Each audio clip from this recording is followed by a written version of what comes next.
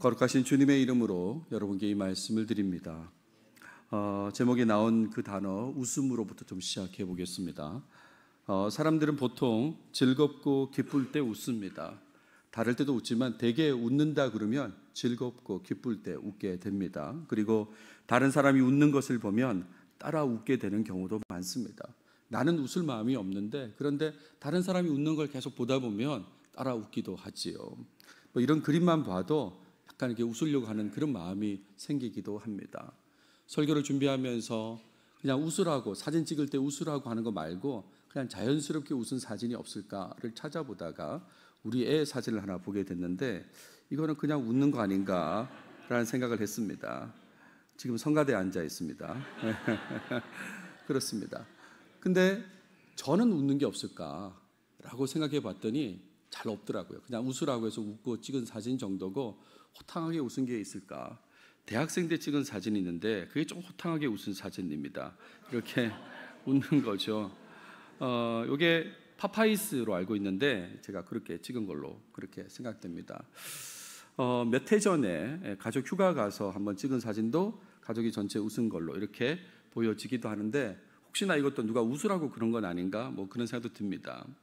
제가 웃음에 대해서 이렇게 찾다가 웃음을 그리는 서양화가 이순구 작가를 이렇게 알게 되었습니다.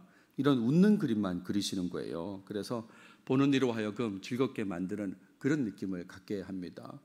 오늘 오랜만에 저 광고 때 소개하겠습니다만 이천기 집사님 오시는데 이천기 집사님께서 페이스북에 그림을 가끔 올리시거든요. 나무, 꽃 이렇게 올리시는데 저랑 친구 맺어서 제가 가끔 봅니다. 근데 혹시 이 집사님은 웃는 그림 없을까 찾아보다가 하나 찾았습니다. 이거 그리셨더라고요. 그래서 웃으면 복이 온다 이렇게 그 글씨도 이렇게 쓰시고 하셨던데 아무튼 즐겁고 기쁜 일이 있을 때 사람들은 되게 웃습니다. 근데 실상 웃음의 종류는 여러 가지 있죠. 오래된 기사입니다. 중앙일보 2006년이니까요. 우리말 웃음의 종류라고 되어 있는데 우리말로 웃음이 표현된 단어가 얼마나 되나 봤더니 24가지인 거예요.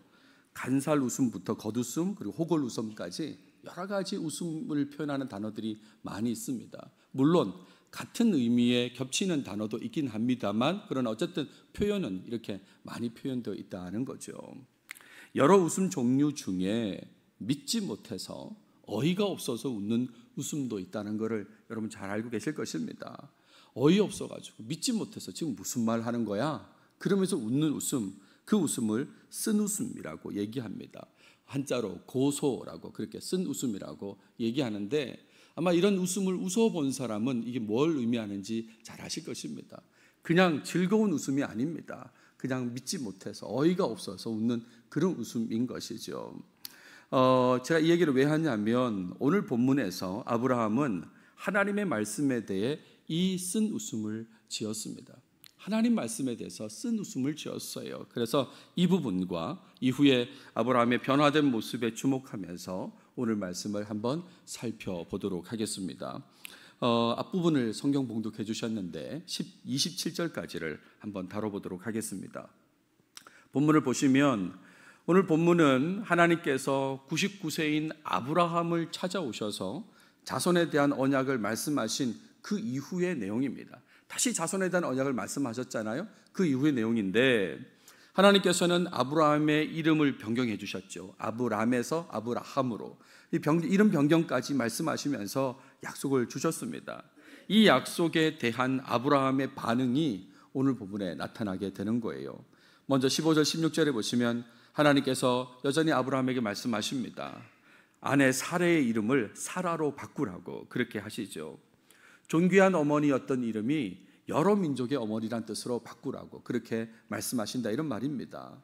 내가 그에게 복을 주어 그가 내게 아들을 낳아주게 하며 내가 그에게 복을 주어 그를 여러 민족의 어머니가 되게 하리니 민족의 여러 왕이 그에게서 나리라.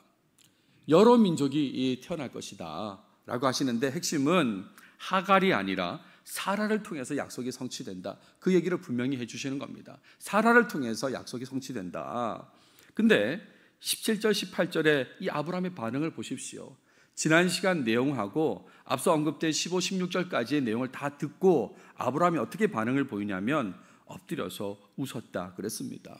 즐거워서 좋아서 웃은 게 아닌 것입니다. 이 웃음이 바로 어이가 없어서 웃는 쓴웃음이다 라고 할 수 있는 거죠.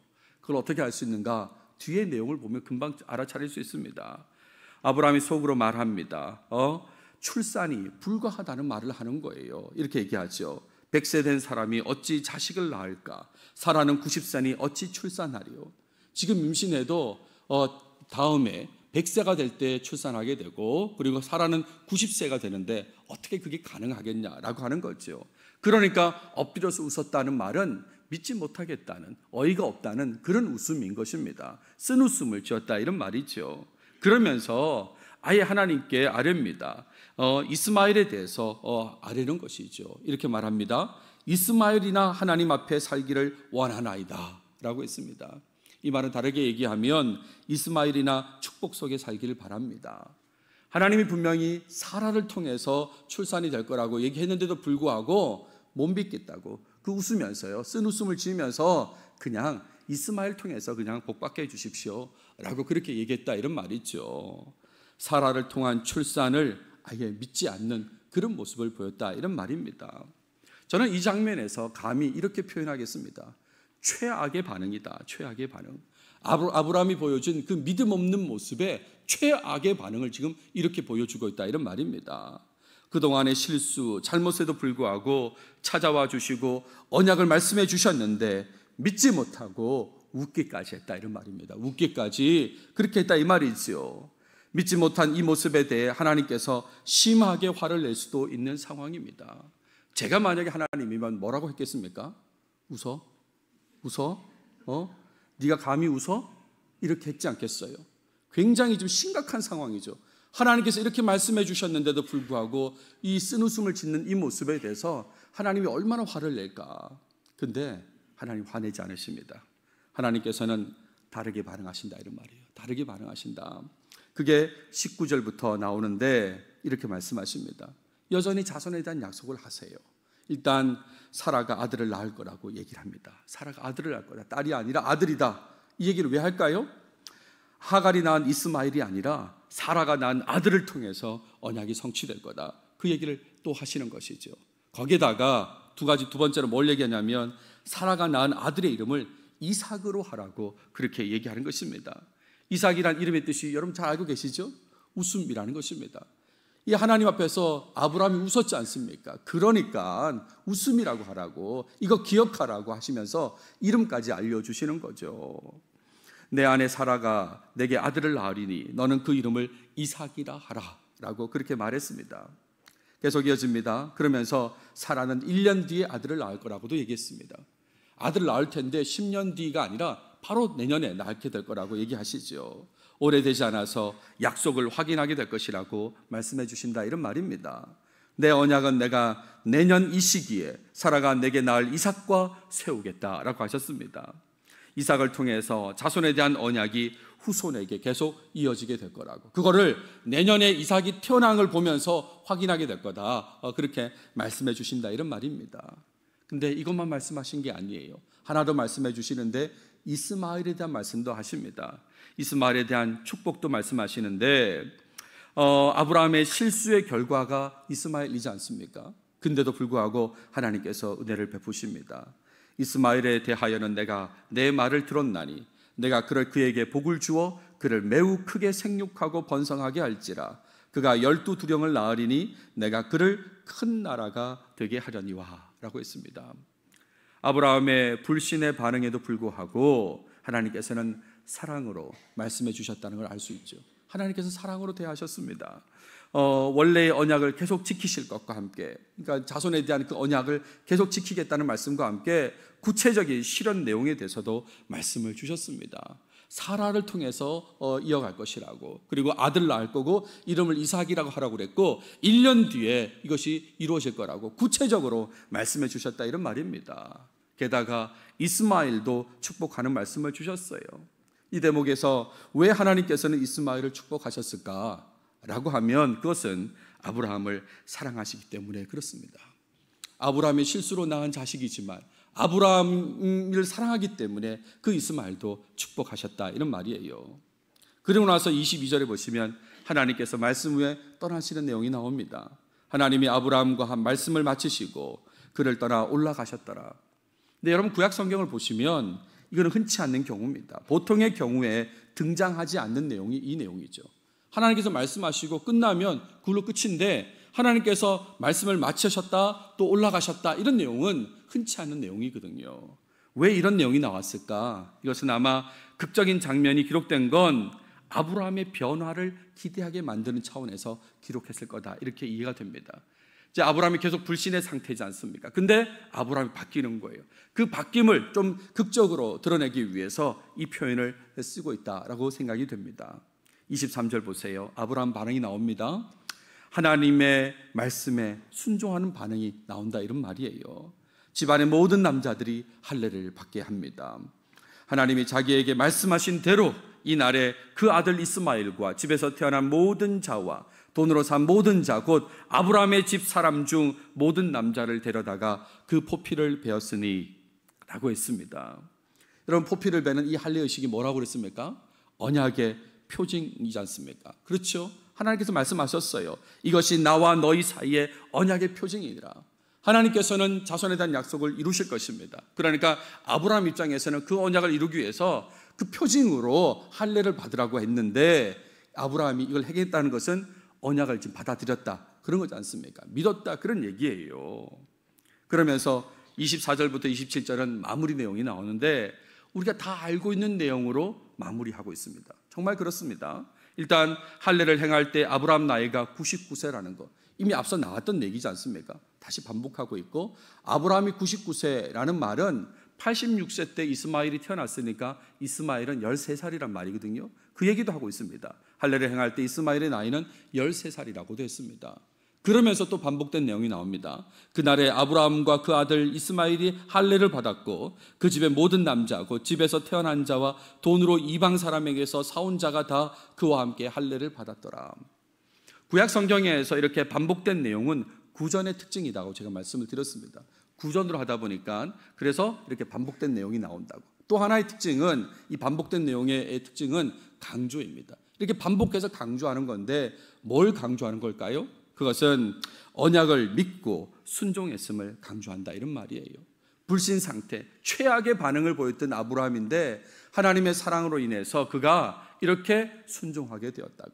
하나님 언약을 믿고 말씀을 믿고 말씀에 순종하게 되었다, 그 얘기를 하기 위해서 이 내용을 반복해서 말하고 있다, 이런 말입니다.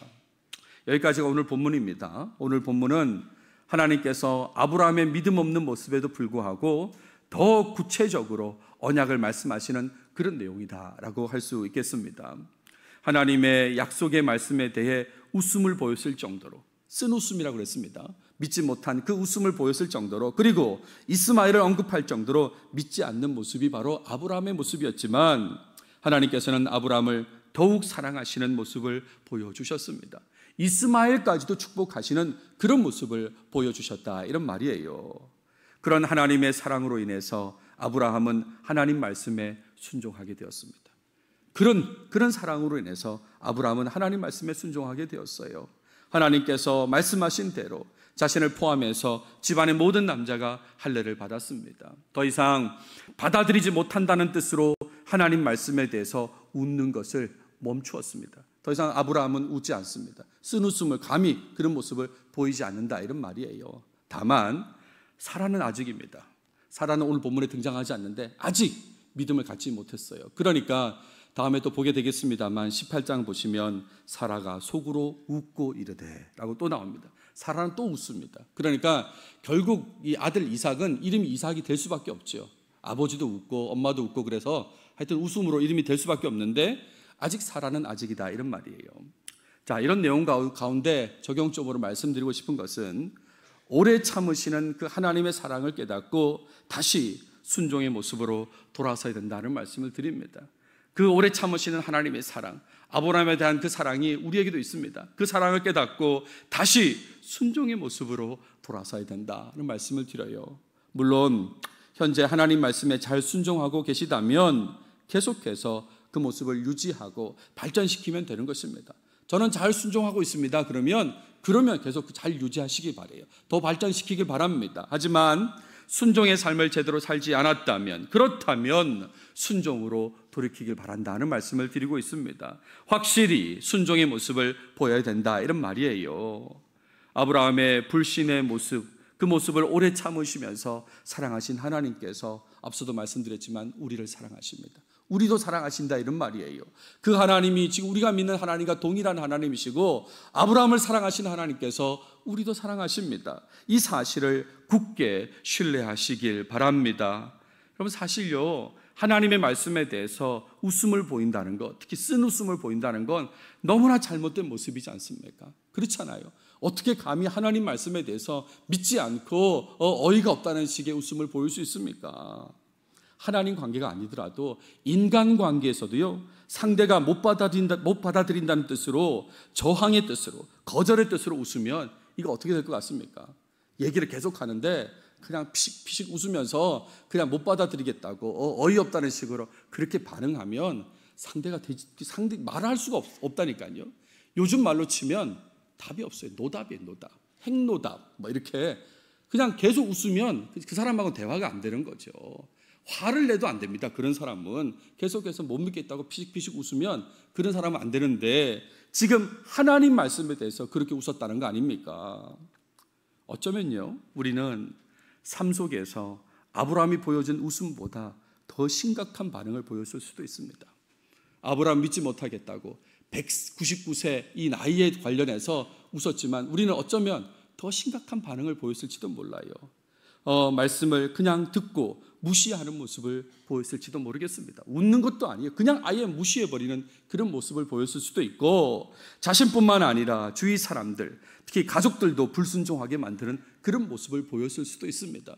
자기만 불순종하는 게 아니라 같이 끌고 들어가서 불순종하게 만들었을 수도 있는 거죠. 근데 그럼에도 불구하고 하나님께서는 오래 참으시고 사랑을 베풀어 주셨습니다. 여러분, 이걸 주목하셔야 되는 거죠. 그럼에도 불구하고 사랑을 주시는구나. 사랑을 주시는구나. 여러분, 예배를 한번 생각해 보십시오. 제가 자주 강조했던 요한복음 4장의 예수님 말씀을 보세요.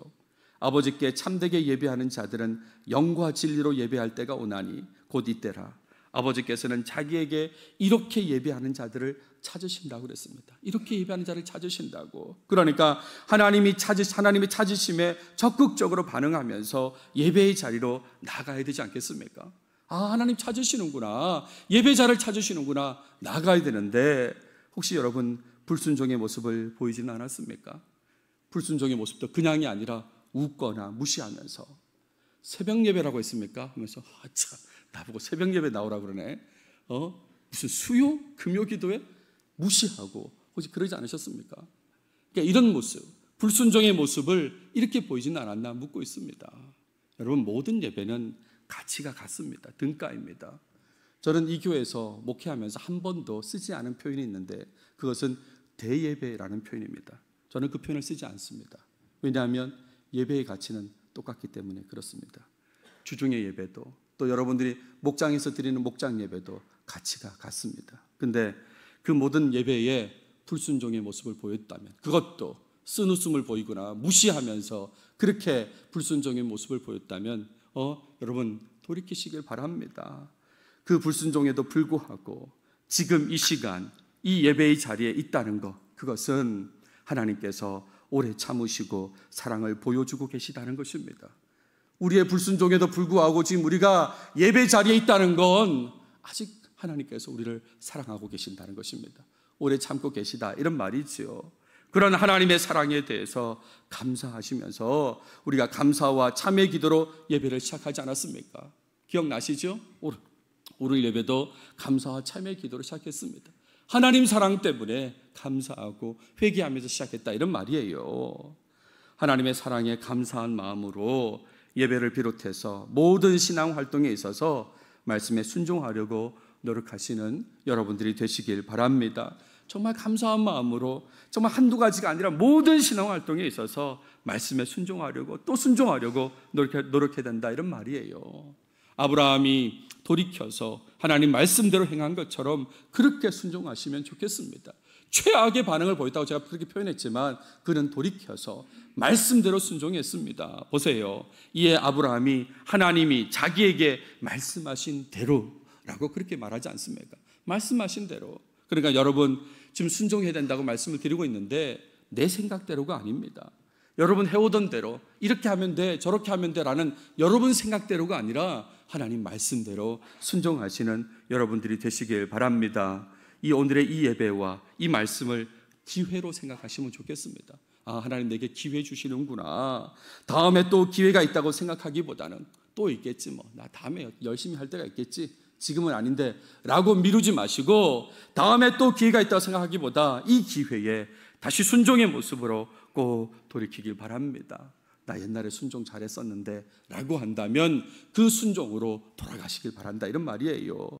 기회 주신 하나님의 사랑에 감사하시면서 어떤 말씀이라도 순종하려고 그렇게 하시길 바랍니다. 어떤 말씀이라도 말씀을 드렸어요. 평소에 쉽게 무시했던 말씀이 있다면 그렇다면 그 말씀에 더 우선순위를 두고 말씀에 순종하시길 바랍니다. 목양교회는 나의 교회라고 하면서 4가지 목표를 정했습니다. 1번이 알파벳 M과 관련해서 미셔널 처치입니다. 선교하는 교회예요. 우리가 떠오르는 구절이 그거 아닙니까? 지상명령. 그러므로 너희는 가서 모든 민족을 제자로 삼아 아버지와 아들과 성령의 이름으로 침례를 베풀고 내가 너에게 분부한 모든 것을 가르쳐 지키게 하라. 이 지상명령을 받은 자로서 교회로서 선교하는 교회가 되어야 된다. 이것은 그냥 선교사 몇 명을 놓고 기도하자는 얘기, 선교 헌금하자는 이야기 아닌 것입니다. 선교하는 교회라는 말은 개인 복음 전도의 삶을 강조하는 표어인 것입니다. 개인이 복음 전도하자 그런 교회, 그런 교인이 되어야 된다는 얘기를 하고 있는 것이거든요. 당장 예배 마치고 나가실 때 전도지가 앞에 있다는 걸 아실 것입니다. 또 종량제 봉투로 선물이 준비되어 있다는 것도 아실 것입니다. 그걸 활용해서 말씀에 순종해 보시길 바랍니다. 지금까지는 무시했다면 나보고 전도하라고 쓴웃음을 지었다면 이제는 그거 멈추시고 그런 불순종을 멈추시고 해보려고 좀 이렇게 노력하시길 바래요. 전도지 하나라도 하나 좀 전달해 보려고 그러다가 좀 더 익숙해지시면 복음을 전해 보려고 구체적 내용을 전해 보려고 그렇게 하셔야 된다 이런 말입니다. 저랑 페이스북 친구이신 분들은 보셨을 텐데 지난주 중에 헌혈을 했습니다. 헌혈을 하면서 제 느낌을 글을 썼는데 이렇게 썼습니다. 올해도 헌혈을 할 수 있어서 참 감사하다라고 시작하면서 뭐라고 얘기했냐면 언젠가 하고 싶어도 할 수 없을 때가 오겠지만 아직은 할 수 있다는 것이 감사하다 이렇게 썼습니다. 언젠가 하고 싶어도 할 수 없을 때가 오겠죠. 그렇죠? 그럴 때가 올 텐데 지금은 할 수 있어서 감사하다라고 썼더니 저랑 같이 미국에서 신앙생활했던 집사님 한 분, 지금 다른 대학교, 미국 대학교에 공대 교수로 계신 분인데 이분이 갑자기 댓글에다가 장 목사님 매일 운동하시면 훨씬 오래 헌혈할 수 있습니다. 운동 전도사로서 부탁 당부드립니다. 이렇게 쓴 거예요. 이분 되게 뭐 수영도 좋아하고 테니스 좋아하고 하는 분이거든요. 그걸 쓴 거예요. 그랬더니 좋다고 두 사람이 이렇게 표시를 한 거예요. 누구겠습니까? 한 명 유지은, 한 명 또 제가 청년부 같이 했던 그 회장이 있던 자매가 이렇게 표시를 해놓은 겁니다. 그래서 제가 만든 말이죠. 근데 여러분 아시잖아요. 운동을 해서 가능성을 높일 수는 있죠. 하지만 어떻게 될지 모른다는 것도 다 알고 계시지 않습니까? 우리 삶이 어떻게 될지 모른다는 거, 아무리 운동해도 어떻게 될지 모르는 걸 다 알고 있지 않습니까?